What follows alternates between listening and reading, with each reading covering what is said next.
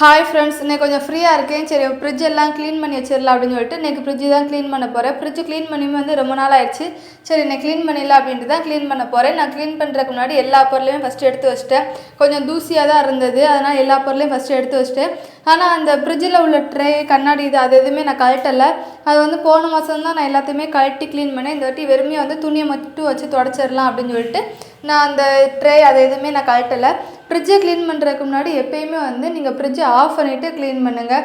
ஏன்னா நான் நிறைய வீடியோ பார்த்துருக்கேன், ஆஃப் பண்ணிவிட்டு தான் க்ளீன் பண்ணணும்னு சொல்லுவாங்க. ஆனால் நான் எப்போயுமே ஃப்ரிட்ஜை க்ளீன் பண்ணாலுமே ஆஃப் பண்ணிவிட்டு தான் க்ளீன் பண்ணுவேன். அதே மாதிரி ஆஃப் பண்ணிவிட்டு ஒரு ஈர துணியை வச்சு ஃபுல்லாக எல்லா இடத்தையுமே நல்லா தொடச்சி விட்டேன்.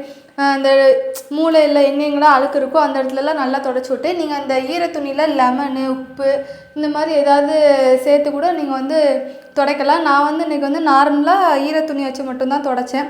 ஃபுல் இடத்தையும் நல்லா தொடச்சிட்டு இந்த சைடு கதவுல சைடில் உள்ளதில் எல்லாத்துலேயுமே நல்லா தொடச்சி முடிச்சிட்டேன். சரி, நல்லா அது காயட்டும் அப்படின்னு சொல்லிட்டு நான் வந்து காய்கறி கொஞ்சம் வீட்டில் வாங்கி வச்சுருந்தேன்.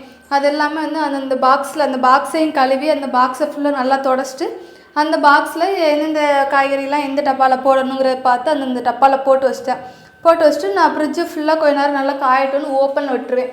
நீங்களும் மாதத்துக்கு ஒருக்கா ஃப்ரிட்ஜை க்ளீன் பண்ணிவிட்டு க்ளீன் பண்ண உடனே பொருளை வச்சு மூடி வச்சிடாதீங்க.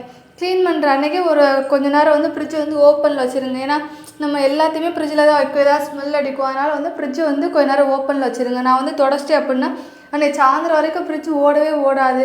நான் எப்போ துடைக்கேன்னா 1 மணி நேரம், அட்லீஸ்ட் 1 மணி நேரம் 2 மணி நேரமாவது ஃப்ரிட்ஜ் ஓடாது, ஓப்பனில் வச்சுருவேன்.